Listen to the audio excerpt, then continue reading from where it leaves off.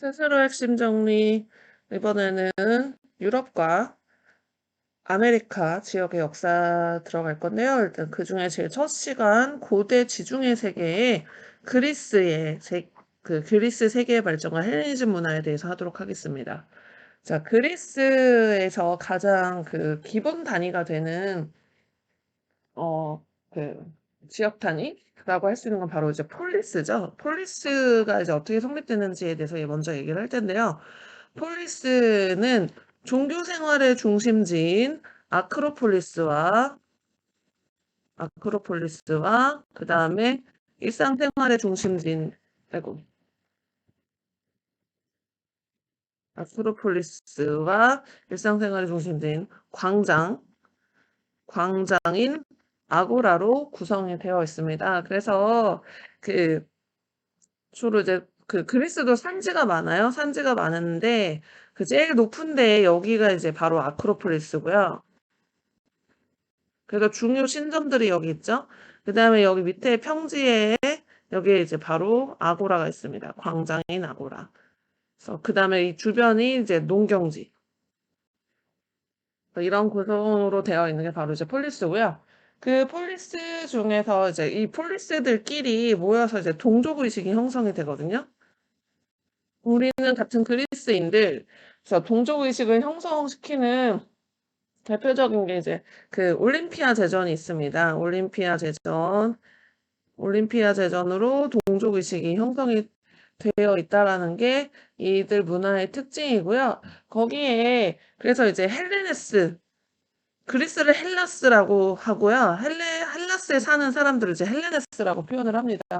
그래서 동일한 언어를 사용했던 게 이제 특징이고, 이 폴리스 중심으로 이제 국가가 이제 형성이 되는데, 여기는 통일된 국가가 나타나지 않고 폴리스가 되는 이유가 그리스도 해안선이 되게 복잡하고, 그리고 산지가 많아요. 산지가 많아서 통일국가 형성이 어려워서 이제 중심으로 국가들이 발전하는데 그 대표적인 도시 국가가 아테네와 스파르타죠.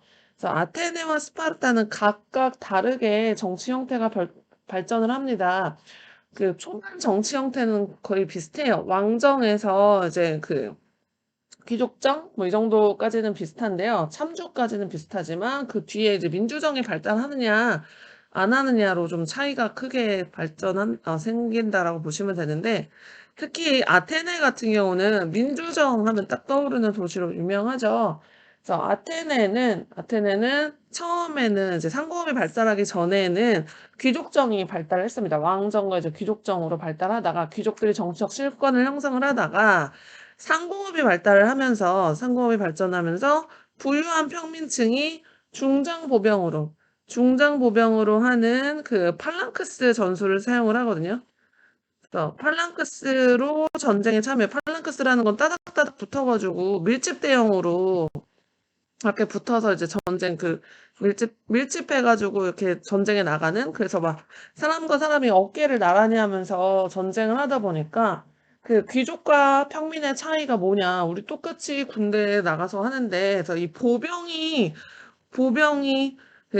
주력 부대가 되면서 정치적인 권리를 요구를 하면서 정치적 발언권을 요구를 하게 되죠. 그래서 귀족과 이제 대립을 하게 되는 과정에서, 그러면 재산 많은 평민들도 정치에 참여하게 해줄게. 재산에 따라서 정치적인 권리를 차등으로 분배해 주겠다라고 하는 솔론이 금권정을 주장을 하게 됩니다. 금권정을 주장을 하게 되면서 귀족과 평민 둘 다 불만을 가지게 돼요. 귀족의 입장에서는 아니 쟤랑 나랑 왜 동급이야? 평민이랑 나랑 왜 동급이야? 이러고, 평민의 입장에서는 아니 쟤랑 나랑 똑같이 전쟁 나가는데 누구는 재산 많고 누구는 적다고 해서 누구는 참정권 주고 누구는 안 주고 이게 말이 돼? 이런 식으로 이 금권정은 귀족, 평민 모두 불만 모두 불만을 갖게 됐죠.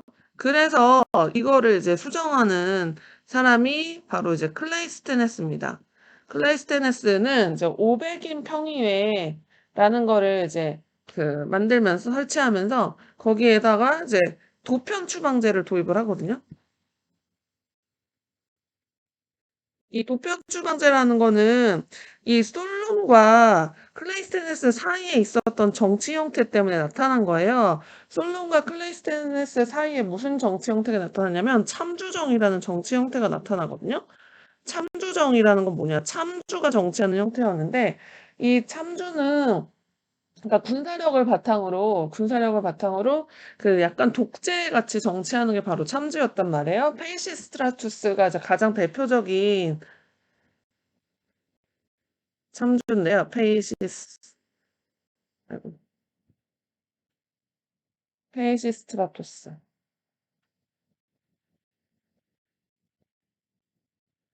그래서 페이시스트라토스 같은 참주가 등장해서 독재같이 이렇게 하니까 정권 장악하고 이런 걸 본 그 클레이스테네스가 또 이런 그 참주가 나타나면 안 된다. 그러니까 독재를 하는 이런 그 통치는 나타나면 안 된다라고 해서 그런 참주가 될 위험성이 있는 사람들을 도자기 파편이에요. 도자기 파편에 적어서 최다 득표한 사람들을 10년간 국외로 추방시키는 도평 추방제라는 걸 도입을 합니다. 그래서 이 도평 추방제가 민주정치에 뭐 기틀을 마련했다고 하는데, 그러면서 이제 그 500인의 평의에 설치해서 500인의 이제 평의의 힘을 키우고요. 그 다음에 여기 지금 안 나와있지만 이 클래스텐스가 또 뭐냐면 부족제로 되어 있던 그 혈연 중심의 부족을 그 거주지 행정구역의 데모스로 바꾸거든요. 그래서 이 500인의 설치 거기에 플러스 그 클래스텐스가 또 한 게 부족제를 개편합니다. 부족제를 혈연에서 거주지 중심으로. 거주지 중심으로 바꿔서 그래서 민주정치 기틀을 마련했다라고 봐요. 그래서 행정적 성격의 부족으로 부족제를 개편을 하고요.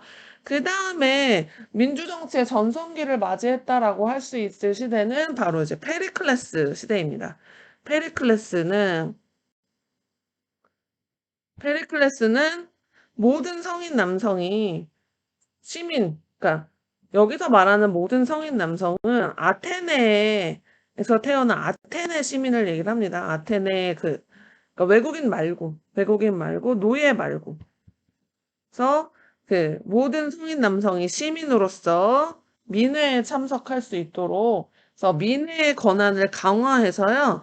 그래서 이 민회가 입법기구로서의 이제 역할을 하게 하거든요. 그래서 입법기구로서의 역할을 하게 하면서 그 실질적 입법권 행사하게 하고 그 다음에 여기에 지금 이 페리클레스 때 또 뭐 하냐면 이 민주정치 전성기라고 하는 게 그 돈이 없어서 정치에 참여하는 일이 없도록 공무수당이라는 걸 줬거든요. 그러니까 돈을 줬다라는 거죠. 수당제 실시하고요. 그 다음에 그 장군을 제외한 관직이나 배심원을 추첨으로 임명하는 추첨제 실시합니다. 그래서 추첨제를 실시를 하고요. 네, 추첨제를 실시하고 그 페리클레스가 이렇게 그 수당 이런 거를 이제 지급할 수 있었던 그 근거는 이제 뒤에 또 얘기를 하겠지만 그 페리클레스가 이제 집권했을 때는 페르시아 전쟁 끝나고 나서거든요. 끝나고 나서 이제 그 델루스 동맹이라는 것을 맺어요. 폴리스들끼리. 그래서 델루스 동맹으로 이제 페르시아가 또 쳐들어올 걸 대비해서 막 전쟁 기금 마련하거든요. 그래서 그런 그 기금이 마치 아테네의 세금처럼 이렇게 되면서 그래서 그 계열을 막 그런 안정적인 뭐 이런 것들이 생겨가지고 뭐 그렇게 이용됐다라는 얘기도 있는데 어쨌든 이 페리클레스 때의 핵심은 이제 민주정치의 전성기라고 표현을 합니다. 그래서 이 아테네의 정치 발전 과정이 이제 중요한데, 이 정치 발전에 있어서 한계점도 항상 같이 언급이 돼요. 한계점은 뭐냐면, 여성이나 거류 외국인, 노예한테, 특히 이 외국인까지는 없을 수 있다 쳐. 근데 여성이나 노예한테 참정권이 없다라는 그 제한적 민주정치라는 이런 한계점이 있다라는 거는 기억해 주셔야 되고요. 이 아테네와 함께 비교해서 많이 언급되는 폴리스는 바로 스파르타죠. 스파르타 같은 경우는 소수의 도리스인이 다수의 그 원주민을 정복하고 폴리스를 형성을 했단 말이에요. 그러면은 소수의 도리스인이 이제 지배층이잖아요. 이 원주민을 정복하는 과정에서 이 원주민들이 이제 피지배층이 됐는데, 근데 민족이 다르니까 그 피지배층을 이제 억압하기 위해서 강력한 군국주의를 시행을 합니다. 그래서 군대로 통치하는, 그러니까 군사 통치 체제라고 이해하시면 돼요. 그래서 강력한 군국주의로 군사로 통치하는 거. 군국주의라는 거는 군사로 통치하는 군사 통치가 이루어지는 게 군국주의라고 이해를 하시면 됩니다. 그래서 여기 지금 이 피지배층은 대부분은 예속농민, 그 헤일로타이라고 불리는 예속농민하고, 그 다음에 반자유민, 페리오이코이라고 불리는 반자유민이, 그래서 우리가 흔히 시민이라고 하는 거는 도리스인들이 시민이고요. 여기는 자유민, 다른 말로 시민. 그래서 소수의 시민과 다수의 피지배층으로 구성되어 있는 게 이 스파르타의 특징이고, 이 군사적 통치와 관련해서 더 얘기를 해보면 모든 남자 시민은 군대 생활을 하게 했어요. 그래서 이 집단 생활, 집단 생활하고요. 군사훈련 꾸준히 받습니다. 여자도 군사훈련 받았어요. 그래서 남자들이 전쟁 나갔을 때 여자들이 노예나 이런 예성농민, 그러니까 예성농민이나 반자유민들 잘 통치하게 하기 위해서, 그래서 여자도 군사훈련 받고, 그래서 아테네보다는 여성의 좀 파워가 좀 있던 곳이 스파르타라고 이해하시면 되고요. 그래서 그리스 세계의 그 아테네와 스파르타 두 폴리스에 대해서 얘기를 했습니다. 자, 이번에는 그리스 세계의 이제 번영과 몰락이라고 해서 그 전쟁에 대해서 얘기를 할 건데요. 그리스 페르시아 전쟁이 먼저 나옵니다. 저 아케메네스 왕조 페르시아가 지중해로 이제 세력을 확대하는 그 과정에서 그리스 폴리스들과 군사적 충돌을 하게 되는 게 바로 그리스 페르시아 전쟁이거든요. 그래서 그리스 페르시아 전쟁은 이제 아테네와 그 스파르타가 중심이 된 그리스 세계랑 페르시아랑 둘이 이제 전투를 하게 되는데, 그 마라톤 전투나 살라미스 해전 같은 그런 전투를 통해서 그리스가 승리합니다. 그리스가 승리합니다. 그래서 그 페르시아군을 완전 격퇴를 하죠. 그러면서 그 과정에서 아테네가 아까 그 페리클레스 할 때 살짝 얘기했지만 델로스 동맹의 맹주가 돼서 델로스가 이 델로스 동맹이라는 거는 페르시아에 저항하기 위해서 맺은 동맹이거든요. 그래서 페르시아가 다시 쳐들어올 경우에 이거를 대비하겠다라고 해서 델로스라는 이제 폴리스 섬에 기금을 마련해서 금고를 보관했기 때문에 델로스 동맹이라고 하는데, 이 그 델로스 동맹의 맹주인 아테네가 그 델로스 기금을 자기네들이 마음대로 쓰게 되면서 강력한 해상 국가로 이제 발전을 하게 되거든요. 그래서 아테네가 맹주로 번영했다라고 지금 여기 나와 있죠.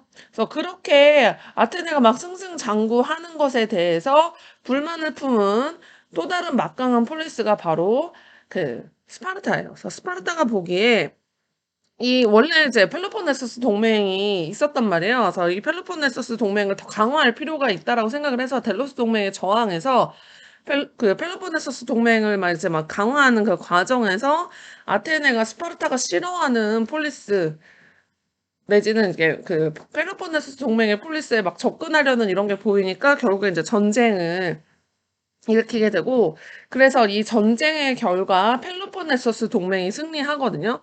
펠로폰네소스 동맹이 승리했다라는 건 스파르타가 승리했다라고 보시면 되죠. 아테네와 스파르타의 대립에서 스파르타가 승리를 하면서, 이게 그 그리스 페르시아 전쟁은 그리스 세계에 타격을 주지 못해요. 왜냐하면 페르시아에 대항해서 그리스 폴리스들끼리 똥똥 뭉쳤기 때문에 그리스 세계에 큰 타격이 없고 오히려 더 발전을 시켰거든요.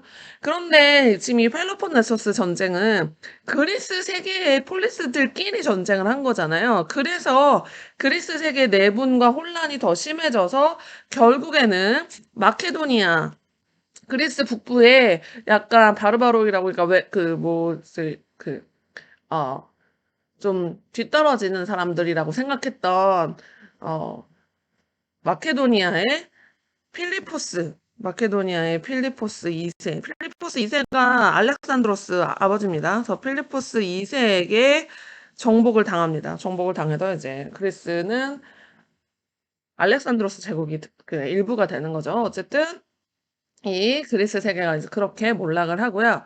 이 그리스에서 정치적 발전도 중요하지만 그만큼 또 중요한 게 뭐가 있냐면 바로 문화 발전입니다. 그래서 그 그리스 문화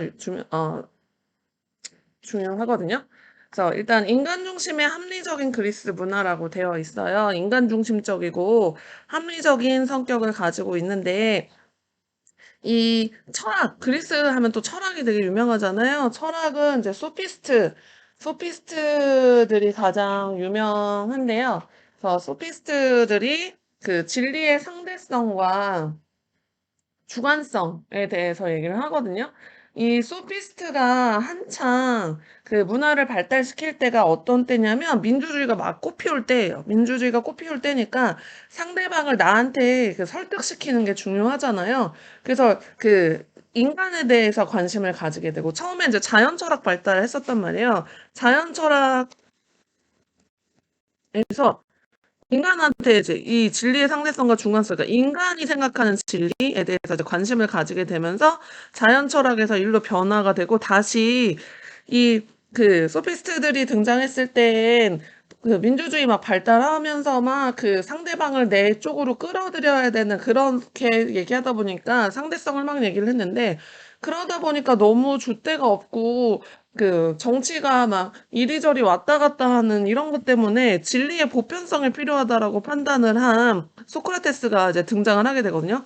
절대적으로 옳은 게 있다. 항상 옳은 게 있다. 절대적인 진리가 있다. 그리고 누구나 다 옳다라고 여기는 게 있다. 이게 보편성인 거잖아요. 그래서 이런 걸 주장한 소크라테스가 이제 등장을 하다가 이 소크라테스가 결국에 이제 사람들 현혹시킨다고 이제 사형을 당한단 말이에요. 그러면서 그것을 본 이제 제자인 플라톤은 이거는 다 바보 같은 사람들이 정치해서 우리 스승님 같은 소크라테스가 이제 죽은 거다라고 얘기하면서 그 이상국가, 이데아론을 주장을 하면서 이제 이상국가론, 이상적인 국가는 누가 정치하는 거? 철인.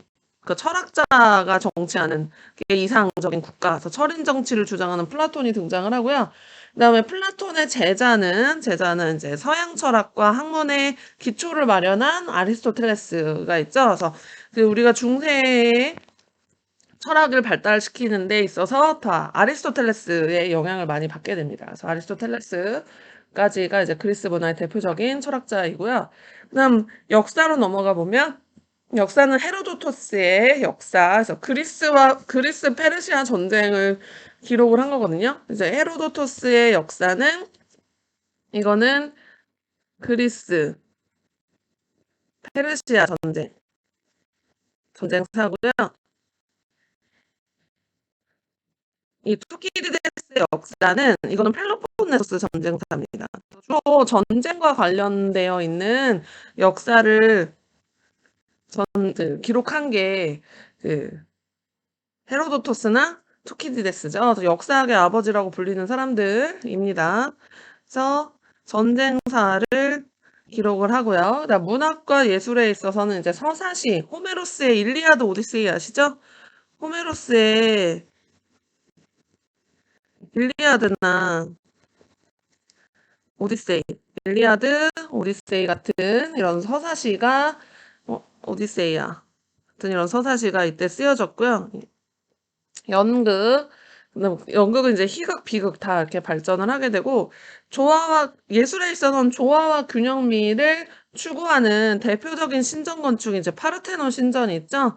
파르테논 신전과 같은 신전 여기에 플러스 조각, 다양한 형태의 조각이 발달을 하게 됩니다. 그래서 그 인간 중심의 합리적인 그리스 문화에 대해서 얘기를 했고요. 이런 그리스는 아까 필리포스 2세에 의해서 정복됐다고 했죠. 마케도니아의 왕이었던 필리포스 2세에게 정복을 당하고 결국에 알렉산드로스 제국이 이제 알렉산드로스 제국의 일부분으로 되는 거죠. 그래서 이 알렉산드로스의 동방원정에 대해서 얘기를 해보면 이 알렉산드로스가 마케도니아가 이제 확장하는 과정에서 알렉산드로스가 동방까지 알렉산드로스가 동쪽 페르시아 있던 지역까지 원정을 나갑니다. 원정을 나가서 결국 이제 페르시아나 이집트, 그 다음에 인더스강 유역까지 진출을 하는 세 대륙에 걸친 대제국을 건설을 하면서 그러면서 그 동서 융합 정책을 펼치거든요. 큰 나라를 다스리기 위해서 동서 융합 정책을 펼치는데 그래서 여기 통치 정책의 여기서 핵심은 그 융합 정치라고 돼 있잖아요. 융합 중시. 그래서 동서 융합 융합 정책이라고 하는데 그 융합 정책을 하기 위해서 결혼하는 결혼 정책해요. 결혼 정책하고 그 다음에 이제 페르시아의 통치 질서를 수용합니다. 그래서 동방 전제군주제를 도입을 해요.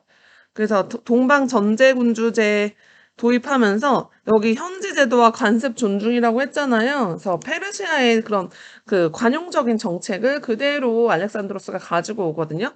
그래서 그 동방